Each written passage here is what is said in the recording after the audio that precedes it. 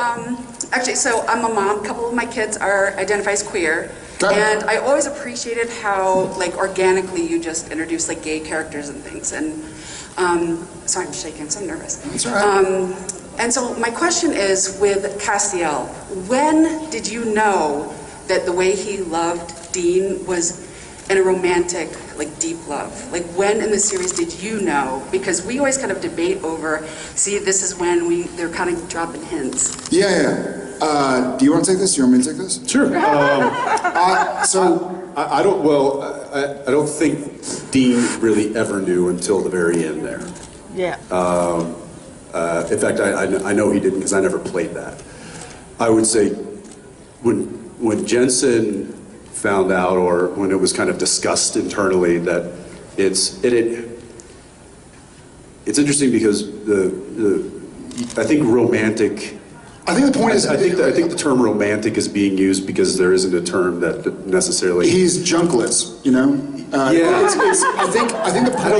I don't think lust is involved with the romanticism. I don't think it's the point that they both have human male bodies, seemingly, and want to sleep with each other. I think the point is that, like, you can love anything. Like, it's a superpower. You can love, somebody can punch you in the face and you can say, like, I love you, I forgive you. Somebody give you $1 million and you can go, I love you. It doesn't mean like I say that with my friends, I say it with Ackles, like, hey, love you, man. It doesn't mean like, I want to take you to a hotel room. It means like, I love you.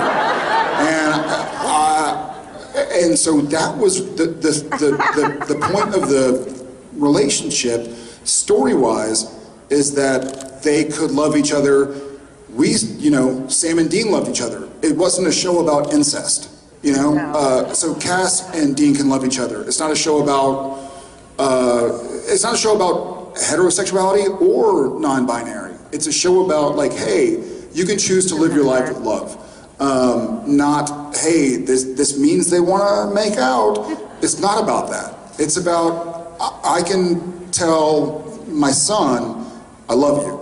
And it's not that I want to do something to or with my son. I just love my son. Yeah. My daughter can say the same thing. Yeah. So that wasn't the point of that scene. The point was, you are free to love whoever you want. You can be heterosexual and love whoever you want. You can be queer, love whoever you want. You can be any part of the LGBTQIA, love whoever the fuck you want. It doesn't mean, sorry for my cursing. You're good. It doesn't mean you want to do something with them or to them. So hopefully Supernatural, in its 327 episodes, helped to have people love those around them. I think that's really what was, I'll just piggyback on what he said, in that, that the love that Cass had is heavenly. It was, he's an angel, so he's able to, I think, love on a level and on a plane that human emotion doesn't necessarily comprehend.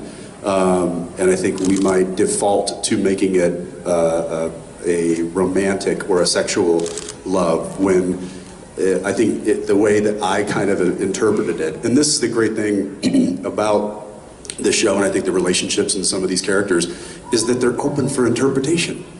If you find identity in a character because of whatever reason, fantastic, great. If that encourages you to be a better person, or to love someone a little harder, or to forgive someone for something, then fantastic. I think that's one of the beautiful things about doing what we do, is we get to encourage people on a variety of levels. To think. And I think Cass's love was a love that isn't identified by humans necessarily. It was a love that superseded that. And so we try to find words to describe that, and I just don't think there are words. Yeah.